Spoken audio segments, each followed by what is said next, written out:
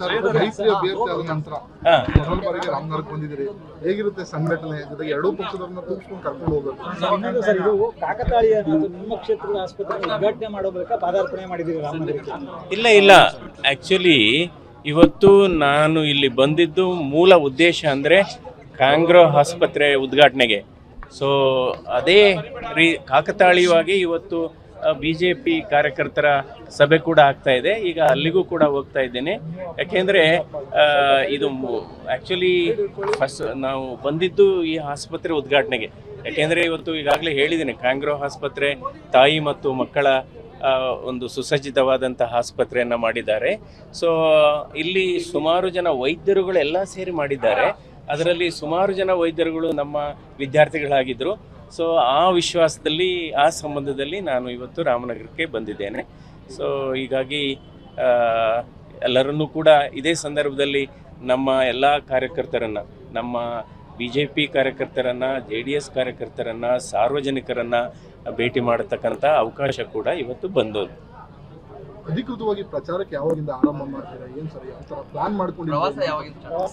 ಅಲ್ಲ, ಪ್ರವಾಸ ಆಲ್ರೆಡಿ ಇವಾಗ ಏನಾಗಿದೆ, ಇದು ಒಂದು ದೊಡ್ಡ ಕ್ಷೇತ್ರ. ಇಲ್ಲಿ ಆನೇಕಲ್ಲಿಂದ ಪ್ರಾರಂಭವಾಗಿ ಗುಣಗಲ್ ತನಕ, ಹುಲಿಯೂರು ದುರ್ಗ ತನಕ ಹೋಗುತ್ತೆ. ಆಲ್ರೆಡಿ ಇವತ್ತು ಈ ಚಾಲನೆ ಕೊಟ್ಟಿದೆ, ಅಂದರೆ ಅಧಿಕೃತವಾಗಿಯೇ ಕೊಟ್ಟಿದೆ. ಈಗ RR ನಗರದಲ್ಲಿ ಮೀಟಿಂಗ್ ಆಗಿದೆ. ಇವತ್ತು ಸಂಜೆ 5 ಗಂಟೆಗೆ ಬೆಂಗಳೂರು ಸೌತ್ ಕಾನ್ಸ್ಟಿಟ್ಯೂನ್ಸಿನಲ್ಲಿ ಕೃಷ್ಣಪ್ಪ MLA ಕೃಷ್ಣಪ್ಪನವ್ರು ಮಾಡ್ತಾ ಇದ್ದಾರೆ. ಈಗ ಆಲ್ರೆಡಿ ಪ್ರಚಾರ ಪ್ರಾರಂಭ ಆಗಿದೆ.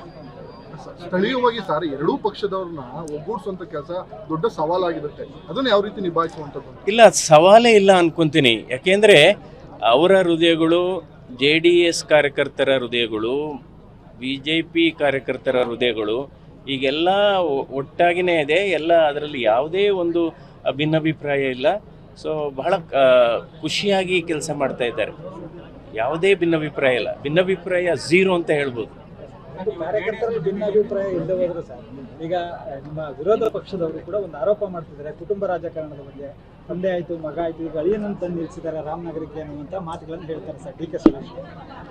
ಅದ್ರ ಬಗ್ಗೆ ನಾನೇನು ಹೇಳಲ್ಲಪ್ಪ. ಯಾಕೆಂದರೆ ನಾನು ರಾಜಕೀಯಕ್ಕೆ ಪ್ರವೇಶ ಮಾಡಿರೋದು ದೀರ್ಘಕಾಲ, ಸುಮಾರು 40 ವರ್ಷ ಹೃದ್ರೋಗ ಚಿಕಿತ್ಸಾ ಆಸ್ಪತ್ರೆಯಲ್ಲಿ ಕೆಲಸ ಮಾಡಿ ಅಲ್ಲಿಂದ ನಾನು ನಿರ್ಗಮಿಸಿದ ಮೇಲೆ ಬಂದಿದ್ದೀನಿ. ನಾನು ಮಧ್ಯ ಬಂದಿಲ್ಲ ನಾನು.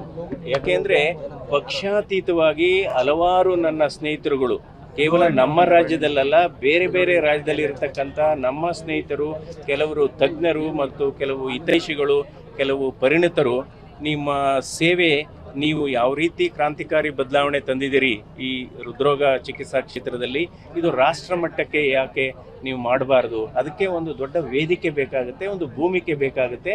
ಅದಕ್ಕೋಸ್ಕರ ಲೋಕಸಭಾ ಚುನಾವಣೆಗೆ ನಾನು ಸ್ಪರ್ಧೆ ಮಾಡ್ತಾ ಇದ್ದೇನೆ. ನಾನು ರಾಜಕೀಯಕ್ಕೆ ಬಂದಿರೋದು ರಾಜಕೀಯ ಮಾಡೋಕ್ಕಲ್ಲ. ಓಕೆ,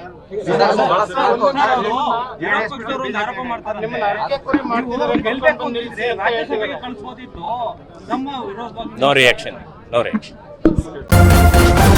ನ್ಯೂಸ್ ಫಸ್ಟ್, ನಿರ್ಭೀತಿಯಿಂದ ನಿಮ್ಮ ಪರವಾಗಿ.